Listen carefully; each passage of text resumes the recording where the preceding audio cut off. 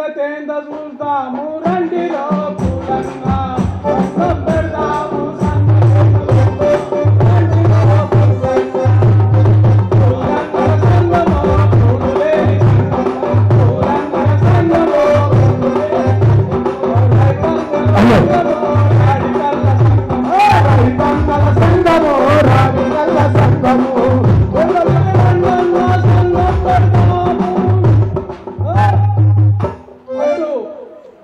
వేలాది మందిని కదిలించినటువంటి గద్దరన్న ఆయన గురించి చెప్పాలంటే సమయం సరిపోదు.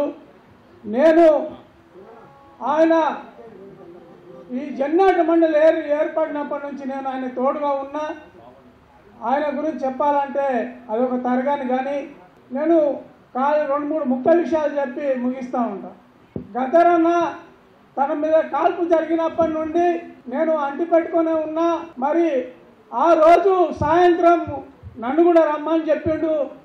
5th April Jagan Ram programme ఇచ్చిన తర్వాత బాగా అలసిపోయినాం. అక్కడ ఊరేగింపు తీసి మరి 6 తారీఖు నాడు గిరి నువ్వు రెస్ట్ తీసుకొని సాయంత్రం రా అన్నాడు. 6 తారీఖు నాడు సాయంత్రం నేను యాత్రల్లో ఒక ఫ్రెండు తగాదా ఏర్పడితే అది చెప్పడానికి వెళ్ళినా అక్కడికే మెసేజ్ వచ్చింది గద్దరన్న మీద కాల్పు జరిగినాయని.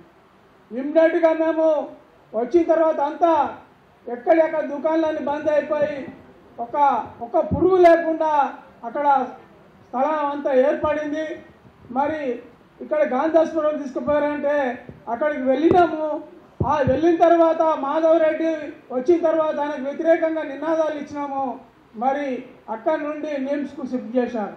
ఆ తర్వాత అక్కడ అరుణోదయ సంస్థ అనేక సంస్థలు ప్రజానాట్య మండలి జననాట్య మండలి కళాకారులందరూ నిమ్స్ దగ్గర ప్రదర్శనలు ఇస్తూ ఈ యొక్క దోపిడీ ప్రభుత్వం చంద్రబాబు నాయుడు చేసిన ఈ యొక్క దురాంతాలను ఎదిరిస్తూ పాటలు పాడుతూ మరి అక్కడ వచ్చే వేలాది మంది జనాన్ని వాళ్ళు శాంతింపజేసారు. అయినా కానీ మరి ఆ రోజు ఈ యొక్క ఆంధ్రప్రదేశ్ బంద్కు పిలిపించినటువంటి మేము మరి ఆ రోజులో తన మాతృ సంస్థ కూడా ఇవ్వలేదు. మరి మేము బంద్కు పిలిపించి అది విజయవంతం చేసినాం. అలాగే తర్వాత గద్దరన్న తన మాతృ సంస్థలతో విభేదాలు వచ్చిన తర్వాత ఆయన ఎందుకంటే అన్న నువ్వు కూర్చొని గుర్రాలు మొదలుతావు అన్న అనేవాడిని నేను. ఎందుకంటే నిజంగానే అక్కడ కూర్చొని ఎన్నో కార్యక్రమాలు చేశాడు. ఏదైనా కానీ రైటింగ్లో ఉండాలి, రైటింగ్ మీద మనము పోరాటం చేయాలని చెప్పేవాడు.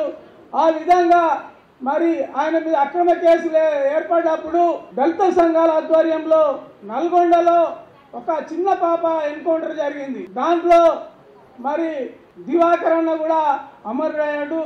మరి అప్పుడు ఆ పాపను శవాన్ని తీసుకురావడానికి వెళ్ళినప్పుడు గద్దరన్నను నల్గొండలో అరెస్ట్ చేయడం జరిగింది.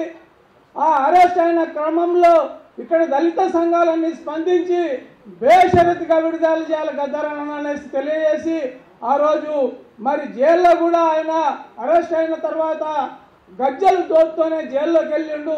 జైల్లో కూడా డ్రెస్ ఇప్పనని చెప్పి పోరాటం చేసిండు. అక్కడ ఉన్న పోలీసులను కానీ ఆ ఖైదీలను కానీ కూడా అందరినీ వాళ్ళను పోరాటం వైపు తీసుకొచ్చిండు. మళ్ళా విడుదల కూడా ఆ డ్రెస్ మీదనే విడుదల అయ్యిండు బేషరతుగా.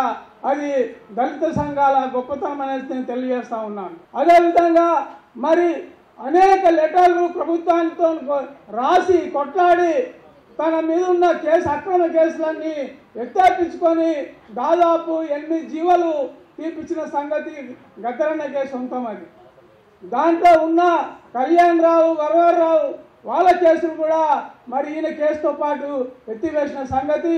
ఇలాంటి చెప్పుకుంటూ పోతుంటే అనేక ఘటాలు ఉన్నాయి. మరి అవి చెప్పాలంటే సమయం సరిపోదు కాబట్టి ఇంకా చాలామంది ఇక్కడ మాట్లాడే వాళ్ళు పాటలు పాడే వాళ్ళు ఉన్నారు కాబట్టి యశ్పాలన్న గద్దరన్న మీద మంచి పాట రాసిండు. ఆ పాట వినిపించవలసిందిగా కోరుతూ ఈ అవకాశం ఇచ్చిన గద్దర్ ఫౌండేషన్ వారికి ధన్యవాదాలు.